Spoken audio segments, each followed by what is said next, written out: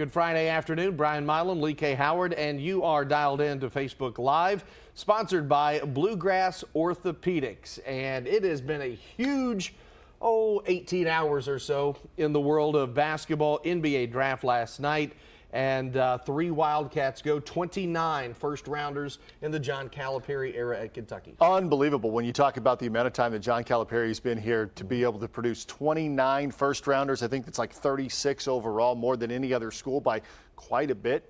Kentucky added 3 more last night: PJ Washington, Tyler Hero, and Keldon Johnson. You know, we knew PJ and Tyler would go probably in the mid-round, in the mid-first round.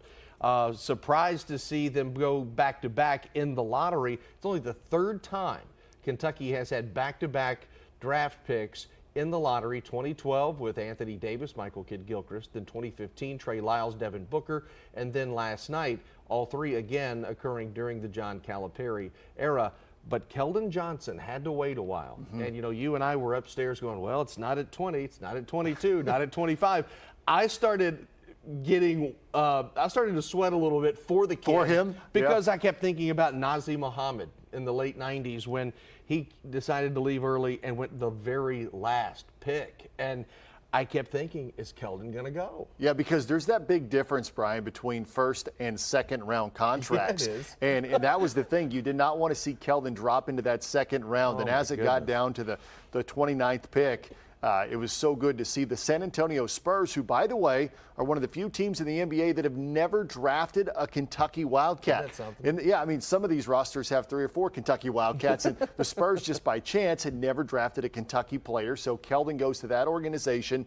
Like you said a minute ago, we were the only TV station in Brooklyn at the draft last night. Our Alex Walker was there, talked to John Calipari after the draft, and Cal had huge praise about the San Antonio Spurs. In fact, he called them the best run organization in the NBA and how that would be a perfect fit for Keldon. So I guess one of the advantages, of dropping in the draft is you might end up on a better team. That's right. So that's what happens with Keldon Johnson going with the 29th overall pick in the first round. And you mentioned Alex was there. He could not wait to get to Brooklyn, and he has this report from the Barclays Center. For the first time under John Calipari, Kentucky does not have a top 10 pick in the NBA draft. But as soon as we hit the teens, the Kentucky Wildcats came off the board quickly. With the 12th overall pick, the Charlotte Hornets drafted PJ Washington. He's the 3rd Wildcat on that roster, joining Malik Monk and Michael Kidd-Gilchrist. His selection is Kentucky's 36th at the NBA draft since John Calipari arrived at Kentucky, and he is just thankful to begin his career in the pros. Just a lot of excitement. Just can't thank God enough. Just excited for me and my family. Just can't thank them enough, can't thank my coach enough, and just blessed to be in this position. And how cool is this? As soon as PJ was drafted, he got to watch his teammate cross that stage with the very next pick. Take a listen. We talked about it actually, like going back to back. That'd be cool. So just happy that he got drafted. It was, very, very cool to see him, get drafted. I know how hard he works and how hard he wants it. So I was happy to see him get picked. With the 13th overall pick, Tyler Hero was drafted by the Miami Heat. It is the 3rd time since 2012 that Kentucky has had back-to-back picks in the NBA draft, and John Calipari knew Tyler was going to Miami because of his old friend Pat Riley. It was funny. I said, "Are you taking one of my guys?" And he texted me back, "Yes." So I kind of figured who it was. But, again, that's a workers' organization. They work. They get better. They're about putting in the time. And they love Bam. You know what? They're going to love Tyler, too. Tyler Hero, of course, joining Bam Adebayo down in Miami. Now, as for the 3rd Wildcat off the board, Keldon Johnson unexpectedly falling to the latter stages of the first round, but he does get drafted with the 29th pick by the San Antonio Spurs. We'll hear from Keldon coming up later today, but for now, reporting at the NBA draft in New York City, Alex Walker, WKYT. Thank you very much, Alex. And there are pipelines from high school to college. We see college coaches have certain pipelines they recruit from. It happens in the NBA. Back in the 80s, when Wes Unseld was with the Washington Bullets back then, he was a former Louisville Cardinal, so he got Purvis Ellison. And then there was LaBradford Smith. And there was all these Cardinals. And now you see Pat Riley with the Heat. He gets Bam Adebayo. He gets Tyler Hero. And I think, and if you go even further back, Red Auerbach, he built his Celtics dynasty on the backs of UK players. Frank Ramsey being one, Lou Saropoulos being another. There is something to be said about having a belief system with a pipeline and how guys are coached and whatnot. Yeah, and that goes a long way, excuse me, in talking about how guys are coached. John Calipari cultivates these relationships. Sure. Now, the Pat Riley one is easy because he's a former Kentucky Wildcat, but Pat Riley cultivates these relationships with these NBA coaches and GMs, and those guys trust him. And so you start to see teams like the Charlotte Hornets, who now have MKG, Malik Monk, and PJ Washington. There's another one that seems to be kind of a Kentucky feeder system. You mentioned Pat Riley, Bam Adebayo, and now Tyler Hero. And I thought this was great, Brian. This afternoon, Pat Riley had a press conference to talk about Tyler Hero and the Heat's 13th overall pick. And he even took a shot at Duke. We don't have it for you. You can go to my Twitter account, Howard WKYT, and see it. But Pat basically said, offhandedly joking, he said, you know, it's not a coincidence that I'm getting all these Kentucky guys and getting rid of the Duke concept. So you got to like that as a Kentucky fan, that he throws a little shade at Duke at the same time. Shots fired. You mentioned the Charlotte Hornets.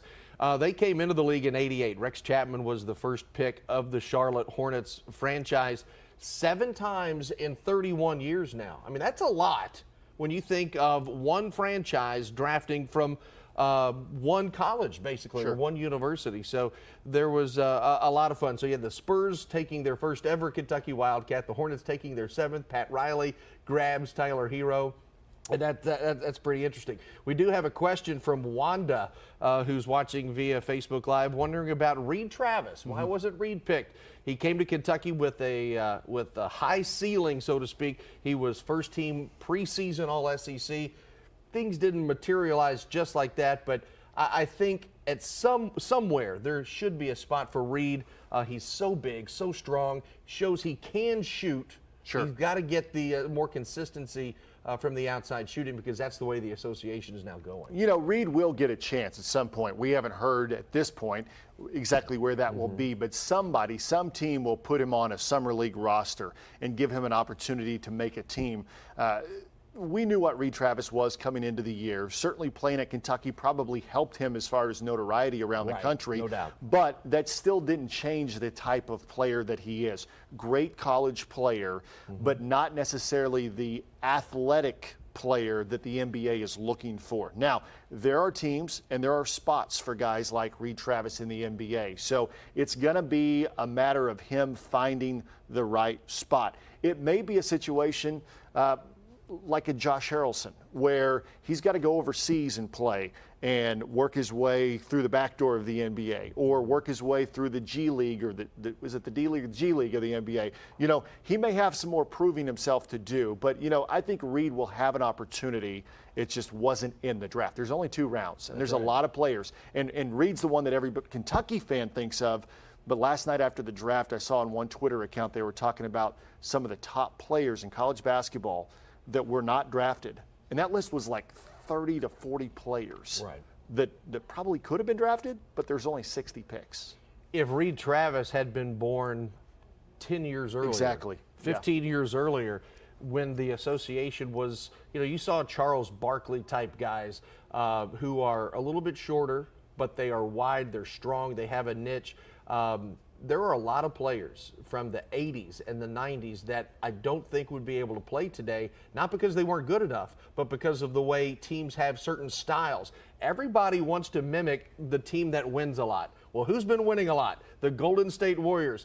And I remember for years, you would see, I would wonder, why can't teams shoot the ball like I used to watch on the All-Star games in the 70s and 80s? Well, now it is a shooters association. It's not for the big guy as much anymore. Yeah, I mean, that's a good point. Think about this. 10, 15 years ago, a guy like Reed Travis could have been picked before Tyler Hero. No question. Just because of the way the NBA was at that point. I mean, but you're right. This is a shooter's league, and it affords guys like Tyler Hero an opportunity to be picked in the lottery because of what he can add shooting to a team. And I even saw one post, and I'm not even going to address it, but I'm going to address it without addressing it. Okay. Some people saying, well, what do you think about next year's draft? I'm thinking, my gosh, we just finished last night.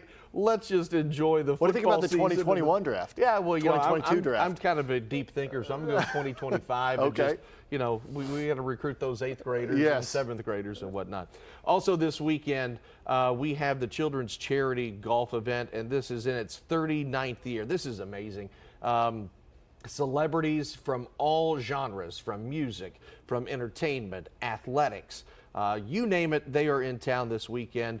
And they had the cabaret last night. We will have golf. They're golfing today, tomorrow. If Chris Bailey cooperates with the weather, we hopefully will have some good golf. This is a big deal. And, yes, absolutely. And WKYT, we have been locked arms with this group decades ago, and this is a big deal for us. And last night, just getting to see people that you see every year, but who have huge names in the sports world or the industry world. Jeff Foxworthy came a couple of years ago, and of course, you know what people have to do, and I was one of them. I had to drop a joke to him, and he didn't. He's like, yeah. I'm sure he never gets that. And he gave me that smile. The Christmas present you get. Oh, it's great. It's really good. Yeah, really good. But it's going to be a fun time, and can't wait to see that. Anything else that we could go over quickly? Before we get ready for the 4 o'clock. Rick Pitino says today via his Twitter account that he is coming back to the States and he hopes to get on with an NBA team as either a coach or an advisor or some sort of role. So just about a week or two ago, he said that he loved being overseas and would want to come back. And then today he kind of pulls the 180 and says, I'm not returning. Unfortunately, I'm coming back. So that's interesting. Something to follow there as well. Ricky P is the king of 180s, no doubt. He's done it for so long. One other thing, Bellarmine is going Division I. They will do that in 2020, 2021. So the state of Kentucky will have 7 Division I programs. So that's kind of neat to see what will happen in the future. That's going to do it for this Facebook Live Friday. For Lee K. Howard, I'm Brian Milam. Thanks for watching, and we'll see you in 1 week from today.